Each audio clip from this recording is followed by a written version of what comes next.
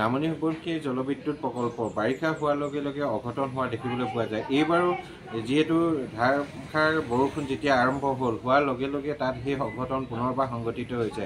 যিহেতু সুৰক্ষা বান্ধ যিটো তেখেতলোকে নিৰ্মাণ কৰিছিলে, সেই সুৰক্ষা বান্ধ ভাঙি পিনে যি পাৱাৰ হাউচ আছে, শক্তি যিটো তেখেতলোকে জমা কৰা যিটো ঘৰ, তাত তেওঁলোকে যন্ত্ৰপাতি ৰাখে, তাত সেই পানী প্ৰৱেশ কৰিছে আৰু তাৰ ফলত বহু ধৰণৰ ক্ষয় ক্ষতি হোৱাৰ তথ্য পোহৰলৈ আহিছে। আৰু বৰ্তমান সময়ত যিদৰে তাত পানী সোঁতৰ যিটো প্ৰকোপ হৈছে, তাৰ ফলত নামনি অংশত বসবাস কৰা জনসাধাৰণে উজাগৰি নিশা কটাব লগা হৈছে।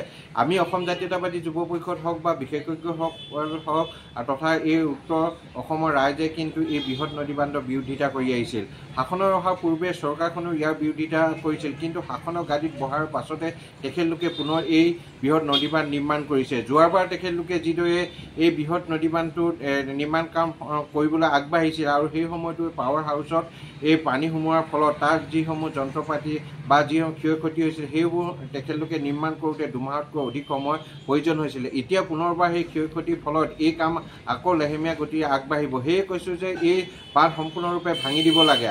আৰু যিহেতু এই অঞ্চলত বসবাস কৰা প্ৰতিজন নাগৰিকৰ জীৱন আৰু সম্পত্তি নিৰাপত্তা সুনিশ্চিত নহয়, সেইকাৰণে এনেধৰণৰ বৃহৎ প্ৰকল্প কেতিয়াও জনসাধাৰণৰ কাৰণে প্ৰয়োজন নহয়। সেয়া পুনৰবাৰ দাবী জনাইছোঁ অসম চৰকাৰ তথা ভাৰত চৰকাৰ, এই বৃহৎ নদীবান্ধ শীঘ্ৰে বন্ধ কৰক, সম্পূৰ্ণৰূপে ভাঙি দিয়ক।